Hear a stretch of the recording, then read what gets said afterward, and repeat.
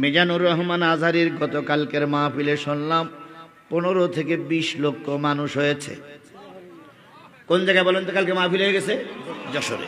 সাইদি এখন নাই, আজহারী আমাদের দেশের মাথা উঁচু করে দাঁড়িয়েছে। কথা বলেন ঠিক না বেঠিক?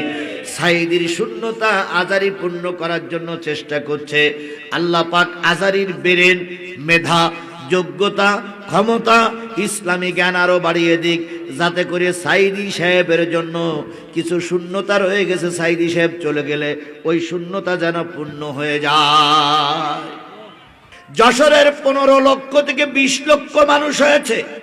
মিজানুর রহমানের মাহফিলে 15 থেকে 20 লক্ষ লোক হলে আমরা সাধুবাদ জানাই। কিন্তু এরকম আজহারী যদি 20টা নতুন করে তৈরি হয়, আল্লামা সাইদির ধারে কাছেও যেতে পারবে না। পারবে? আল্লামা সাইদি, সাইদি, সাইদির কোনো বিকল্প এখন আর বাংলাদেশে কেউ নেই। অতীতে আসেনি, ভবিষ্যতে আসবে কিনা কে জানে। ভবিষ্যতের কথা আমরা বলতে পারি না। এবার আপনি বলতে পারেন, হুজুর আল্লামা সাইদিকে এত হাইলাইট করতেছেন কেন? এক সময় জাতীয় সংসদে আল্লামা সাইদিরা ছিলেন 3 জন। কয়জন? 3 জন জামাতের প্রার্থী, জামাতের এমপি ছিলেন।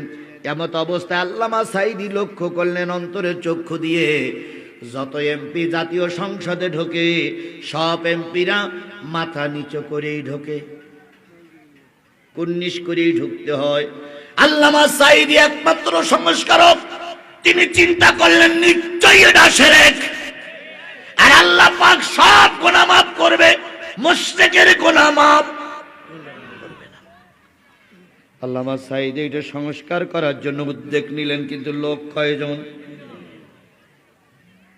ভালো কাজে লাগুন, লোক বেশি লাগবে না, একা হলেও আল্লাহ পাক বিজয় দিয়ে দিতে পারে।